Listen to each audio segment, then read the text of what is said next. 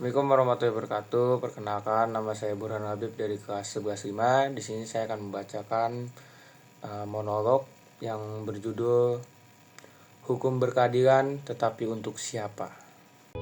Hukum yang berkeadilan tetapi untuk siapa? Hukum yang berkeadilan merupakan cita-cita seluruh rakyat Indonesia, sebagaimana tertuangnya dalam sila kelima Pancasila, yaitu keadilan sosial bagi seluruh rakyat Indonesia. Namun, apakah hukum di negeri ini sudah benar-benar mencerminkan keadilan itu? Kenyataannya banyak sekali rakyat kecil yang merasa tertindas dan tidak mendapatkan perlakuan yang sama di mata hukum. Kita sering melihat ketimpangan antara orang yang kaya dan orang miskin dalam proses hukum.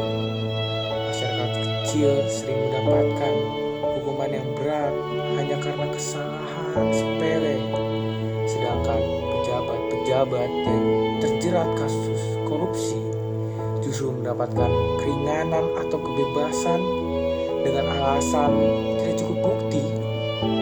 Sangat terlihat fenomena ini menimbulkan tanda tanya yang besar tentang sejauh mana hukum di Indonesia mampu menegakkan keadilan sosial bagi semua. Ironisnya, pelaku kejahatan kelas atas tetap dihormati meski terbukti salah. Sementara itu, rakyat kecil yang terdesak kebutuhan hidup harus mendekam di penjara karena mencuri barang bernilai kecil. Inikah yang disebut sebagai keadilan sosial bagi seluruh rakyat? Seharusnya tidak memandang status sosial, jabatan, atau kekayaan. Masalah ini semakin memperlihatkan lemahnya penegak hukum di negeri kita. Sudah seharusnya aparat penegak hukum berlandaskan pada nilai-nilai Pancasila dan Undang-Undang Dasar 1945. Bukan kepentingan golongan atau kekuasaan. Hukum yang berkeadilan bukan hanya tentang menghukum pelaku, tetapi juga memberi perlindungan bagi rakyat lemah agar tidak terus tertindas.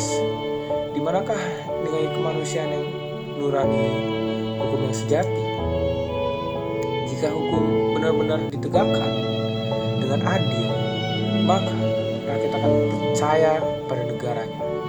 Namun, jika hukum terus berpihak dan memandang status, jabatan, dan kekayaan, maka kepercayaan rakyat akan runtuh secara perlahan.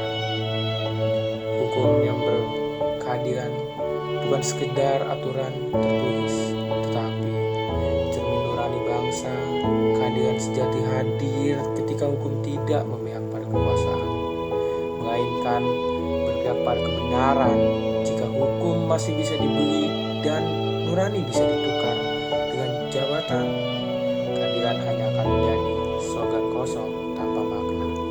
Oleh karena itu, mari kita bersama menegakkan hukum yang berlandaskan kejujuran, kemanusiaan, dan keadilan sosial bagi seluruh rakyat Indonesia. Sekian dari saya, mohon maaf jika ada salah dalam pengucapan. Wassalamualaikum warahmatullahi wabarakatuh.